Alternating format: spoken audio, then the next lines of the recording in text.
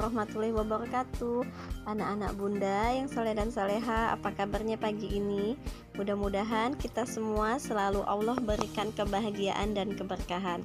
Amin ya robbal alamin. Kali ini kita akan melanjutkan pembelajaran kita, tema B, subtema 1, pembelajaran 4. Adapun tujuan pembelajaran kita hari ini adalah anak-anak dapat menceritakan tokoh dan sifat tokoh sesuai cerita. Lalu anak-anak bunda dapat menceritakan pengalaman meminta maaf. Sebelum kita memulai pembelajaran kita hari ini, marilah sama-sama kita lafazkan lafaz basmalah. Bismillahirrahmanirrahim. Pada pertemuan lalu, anak-anak bunda sudah menyebutkan pesan dari dongeng. Kali ini kita akan melanjutkan pembelajaran kita tentang unsur-unsur pada dongeng. Anak-anak masih ingat apa itu dongeng?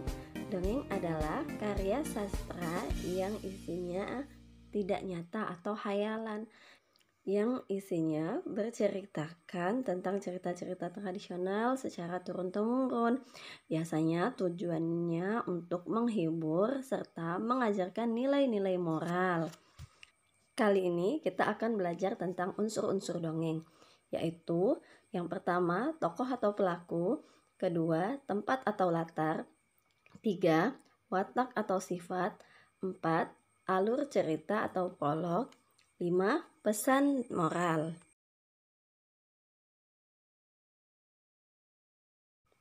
Tokoh cerita adalah pelaku yang mengalami peristiwa di dalam cerita. Tempat atau latar adalah lokasi cerita. Sifat atau watak adalah sifat dasar manusia yang dapat mempengaruhi tingkah laku. Alur cerita itu dibagi menjadi 2, awal dan akhir cerita. Awal cerita adalah bagian pengantar untuk menceritakan keadaan secara umum dari suatu cerita. Akhir cerita atau epilog adalah bagian penutup, biasanya berisi kesimpulan, simpulan, dan pesan yang dapat kita ambil dari cerita. Pesan moral berisi sifat tokoh yang harus diteladani jika terpuji dan yang harus dihindari jika tidak terpuji. Kali ini kita akan lebih fokus pada tokoh dan sifat tokoh sesuai cerita. Kali ini kita akan mendengarkan cerita dongeng Kaktus yang Suka Menolong. Ada di bukumu halaman 18. Yuk simak ceritanya. Pada suatu hari di hutan yang rindang, tumbuhlah beraneka ragam pohon dan tanaman. Ada pohon pinus, bunga matahari, kaktus, dan bunga mawar. Bunga mawar tumbuh mekar dan indah. Ia terlihat tampak paling cantik di antara keempat pohon-pohon itu. Hal itu yang membuat teman-teman membicarakannya. Bunga mawar, kamu tampak indah dan cantik sekali. Aku harap aku juga dapat memiliki keindahan sepertimu. Tidak ada yang dapat mengalahkan keindahanku di hutan ini. Kamu tidak boleh berkata seperti itu, Mawar. Di hutan ini ada banyak tanaman yang indah. Kamu hanya salah satu dari mereka. Ucapanmu salah. Tidak ada yang menandingi keindahanku. Semua tanaman di sini menatapku penuh kekaguman. Bunga matahari hanya menggeleng-gelengkan kepala saat mendengar jawaban dari bunga mawar. Ia berharap semoga mawar dapat mengubah sikapnya. Tak lama, perhatian bunga mawar tertuju pada kaktus yang juga berada di sekitar mereka. Lihatlah tanaman itu, penuh duri dan tampak menyeramkan. Mengapa kamu berkata seperti itu, Mawar? Bukankah kamu juga memiliki duri yang tajam? Kamu benar, Pinus. Namun, kamu tidak dapat membandingkan duriku yang indah dengan duri kaktus itu. Kaktus tidak marah mendengar bunga mawar mengejeknya. Tak lama, musim kemarau telah tiba. Semua penghuni tampak layu dan kehausan. Suatu hari, Bunga mawar melihat seekor burung pipit sedang menempelkan paruhnya ke batang kaktus dan terbang menjauh. Melihat hal itu, bunga mawar bertanya kepada Pinus. Hei Pinus, mengapa burung-burung pipit itu tampak segar? Apa yang mereka lakukan pada kaktus? Tentu saja mereka segar karena telah mendapat air dari batang kaktus. Memangnya kaktus memiliki air? Tentu saja ia menyimpan banyak air. Kamu juga dapat minum air dari kaktus. Mintalah bantuan dari burung pipit agar membawakan air untukmu. Sebelumnya, kamu harus minta izin kepada kaktus. Bunga mawar malu meminta air dari kaktus karena ia telah mengejek kaktus. Akan tetapi, jika ia tidak meminta air, bunga mawar akan mati karena layu. Akhirnya, bunga mawar memberanikan diri untuk meminta bantuan kaktus. Kaktus, maafkan aku sudah mengejekmu. Kini, aku hampir mati karena layu. Maukah kamu menolongku untuk memberikan air agar aku tidak mati? Tentu saja Mawar, burung pipit ini akan menolongmu untuk menyiramkan ke seluruh tubuhmu agar kamu menjadi cantik dan segar lagi. Bunga mawar sangat berterima kasih atas kebaikan hati kaktus. Sejak saat itu, mereka berteman baik. Kehidupan di hutan tak ada lagi perselisihan. Dari cerita tersebut, kita dapat mengambil pelajaran bahwa kita tidak boleh sombong dan kita juga harus saling meminta maaf dan memaafkan. Dari cerita tersebut, kita akan mencari siapa saja tokoh dalam cerita dan bagaimana sifat para tokoh tersebut. Bukalah bukumu halaman 20. Oke, di halaman 20 ada tabel berisi nama tokoh, sifat tokoh, dan bukti percakapan. Bunda sudah mengisi tabel tersebut seperti berikut ini. Bunga mawar memiliki sifat sombong. Bukti percakapannya adalah kalimat tidak ada yang dapat mengalahkan keindahanku di hutan ini. Pinus, sifat tokohnya baik hati, mau menasehati.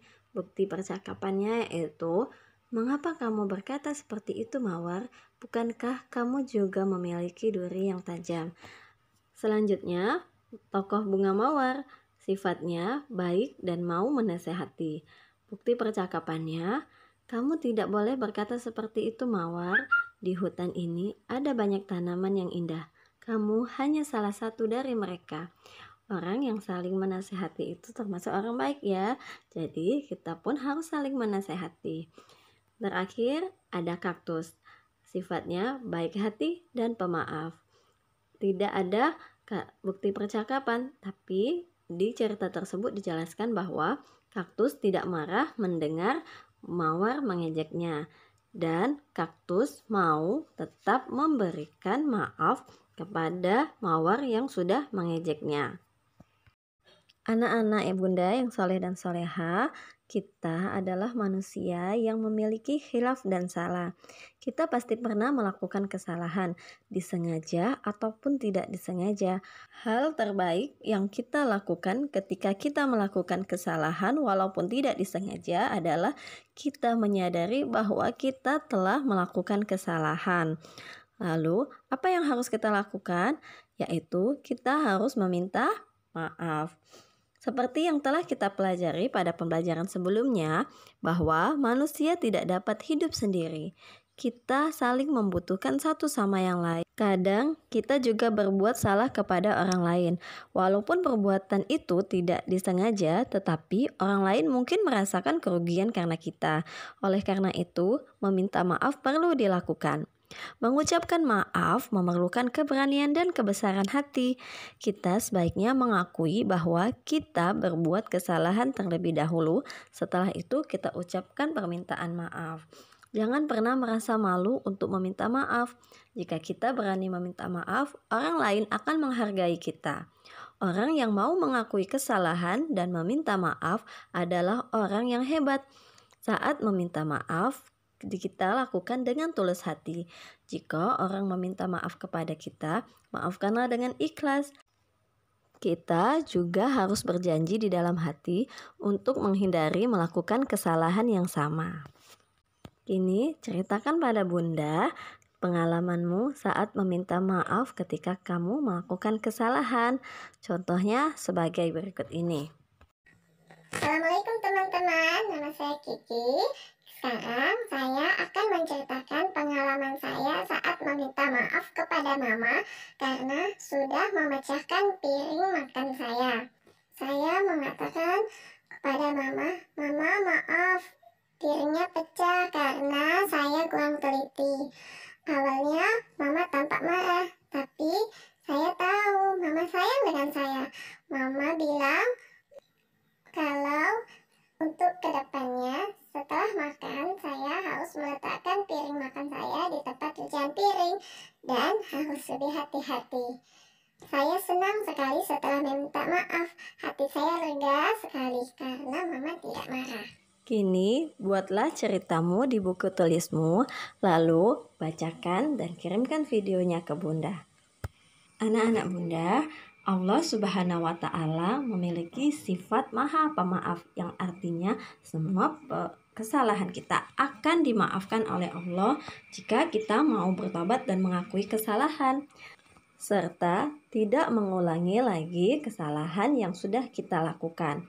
Perbanyak istighfar, salah satu bentuk permohonan maaf kita. Oke anak-anak Bunda yang soleh dan soleha, demikianlah pembelajaran kita hari ini. Mudah-mudahan apa yang kita pelajari hari ini dapat bermanfaat untuk kita dan Allah berikan keberkahan kepada kita. Amin ya robbal alamin. Udah akhiri dengan lafaz hamdalah. Alhamdulillahirobbilalamin. Wassalamualaikum warahmatullahi wabarakatuh.